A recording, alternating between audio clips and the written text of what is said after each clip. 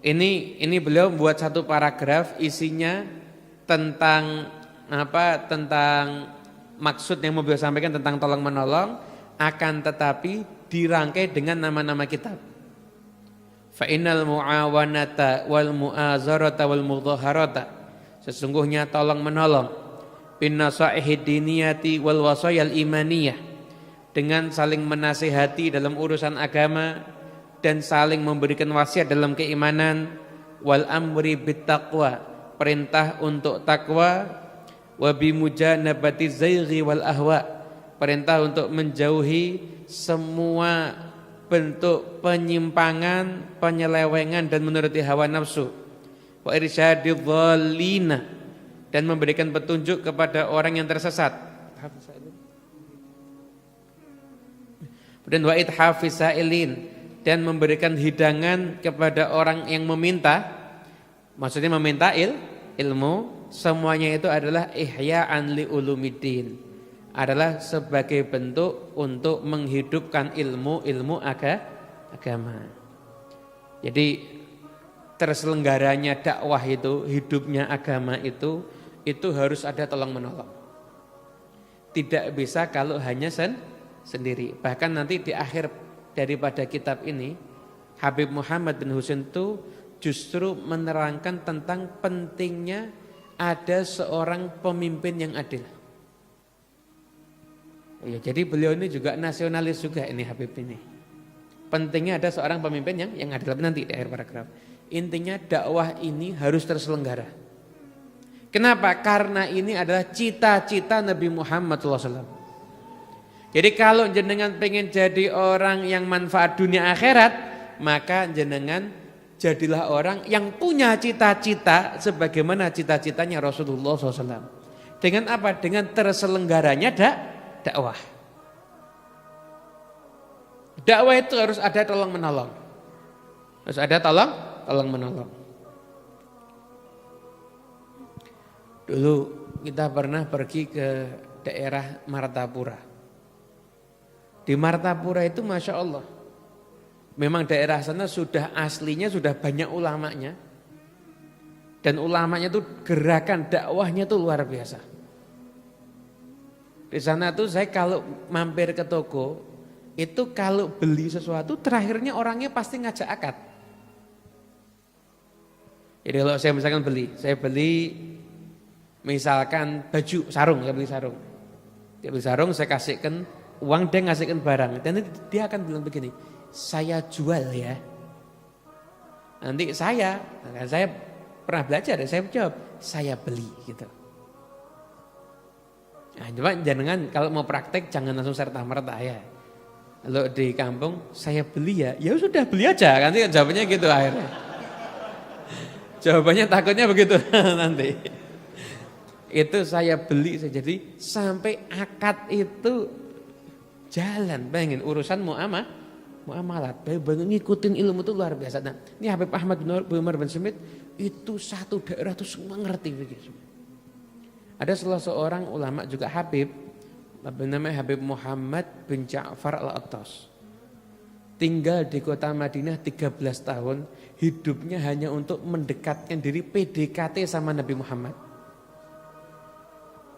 Akhirnya bisa berjumpa dengan Nabi dalam keadaan yaqadhah, terjaga.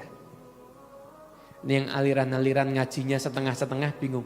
Mosok Nabi sudah mati orang bisa ketemu dalam keadaan terjaga.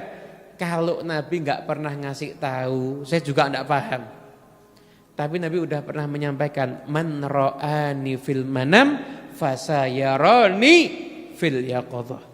Orang yang pernah melihatku dalam keadaan mimpi, dia akan melihatku dalam keadaan terjaga. Bukan di akhirat, kalau di akhirat siapapun juga yang enggak mimpi dan mimpi pasti akan lihat Nabi. Tapi di dunia ini dalam keadaan terjaga, kalau orang itu sudah pernah mimpi Nabi, dia akan ketemu Nabi dalam keadaan terjaga. Itu ada hadisnya. Ini jangan bingung kalau ada ulama yang yaqadhah dengan Nabi. Ada seorang kiai muda di Pati, Gus Nanal Ainal Faus. Itu ngumpulkan hikayat ulama-ulama yang berjumpa dengan Nabi Muhammad dalam keadaan yaqadhah, jadi satu kitab. Dikumpulkan sama beliau. Nah, saya dihadiahi kitabnya soalnya. Jadi satu kitab, ulama ini berjumpa sama Nabi dalam keadaan yaqadhah. Banyak itu. Ini Habib Muhammad bin Ja'far Al-Atas ini berjumpa dengan Nabi Muhammad dalam keadaan yaqadhah. Kemudian Nabi mengatakan, kamu gak akan mendapatkan foto sampai kamu datang ke tempatnya putraku Ahmad bin Umar bin Sumit. Akhirnya begitu dengar itu bangun tidur langsung dari Madinah berangkat ke Hadramut datang ke kota Syibal. Sampai di sana bilang, saya ini dapat hiwalah nih, kamu dapat hiwalah. Maksudnya dialih tugaskan. Saya minta foto ke Nabi, justru Nabi nyuruh kamu ngasih foto ke saya. Kata Habib Ahmad, ya saya terima, tugasnya saya terima, tapi syaratnya kamu harus berdakwah di jalan Allah Subhanahu wa taala, baru kamu akan dapat foto. Gak pakai bahasa basi ini, Habib langsung pamit keluar, tiap ketemu orang yang gak bisa sholat langsung diajarin tentang sholat. Langsung diajarin tentang sholat, diajarin sholatnya begini, diajarin wudhu. Belum lama Habib ini jalan ngajarin melangkah, langsung bisa mendapatkan foto dari Allah Subhanahu wa taala. Semuanya barokahnya dakwah. Ini saya baca kisah ini di kalamnya Habib Ali bin Muhammad Al-Habsyi. Dakwah terus. Lah kita ini juga jadi orang yang harus punya misi dakwah. Dengan apa yang kita punya. Maksudnya nggak punya ilmu, jangan pakai ilmu dakwahnya. Lah repotnya sekarang orang nggak punya ilmu, maksa dakwah pakai ilmu, kacau. Akhirnya berfatwa yang nggak beres. Itu di kitab Qutul Qulub itu ada ulama itu musuh ulama terdahulu, ulama salaf itu ngeritik orang-orang sekarang, padahal itu zaman beliau loh. Itu kalau berfatwa kok gampang banget. Kalau mungkin ada pertanyaan datang ke orang zaman sekarang langsung dijawab. Kalau itu pertanyaan ditanyakan ke Sayyidina Umar bin Khattab, beliau nggak akan jawab sebelum mengumpulkan semua ahlul badar musyawarah baru beliau akan jawab. Dulu tuh kayak gitu, kalau nggak sembarangan jawab pertanyaan ini tuh dan lain sebagainya. Masya Allah, jadi dakwah itu kalau yang punya ilmu dakwahnya dengan ilmu. Yang belum punya ilmu dakwahnya dengan selain ilmunya. Punya harta dakwahnya dengan hartanya. Habib, saya nggak punya ilmu tapi saya punya harta. Dekat rumah kamu ada masjid, ada kajian enggak? Enggak ada. Buat kajian ilmu dasar. Kitab Risalatul Jami'ah ini recommended kalau dibuat kajian dasar. Kenapa? Akidahnya ada, fikihnya ada, tasawufnya juga ada. Misalkan Risalatul Jami'ah. Kemudian kitab yang lainnya terserah ada, pokoknya buat kajian. Tapi yang sekiranya sesuai menyentuh dengan kebutuhan masyarakat. Jangan buat kajian yang tidak sesuai dengan keperluan masyarakatnya. Loh, masyarakatnya masih awam, buat kajian makrifat. Insya Allah mabur semuanya itu. Bukan terbang jasadnya, terbang pikirannya ngawang nanti. Sesuai, long rukun wudhu nggak paham kok diajari kajian makrifat. Kita akan menyingkap hakikat kewalian. Lo nggak ngerti bro. Ini wudhu masih keliru. Nah ini untuk dakwah ini itu harus ada saling tolong menolong. Nggak bisa.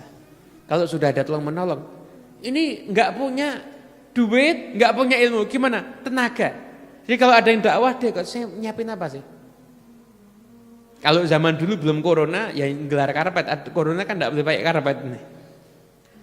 Nah, kalau karena corona ini, yaudah, misalnya dulu ya, saya bagian gelar karpetnya, saya bagian buatin kopinya. Saya tuh tidak punya ilmu, tapi kalau ahli buat kopi ya saya bidangnya.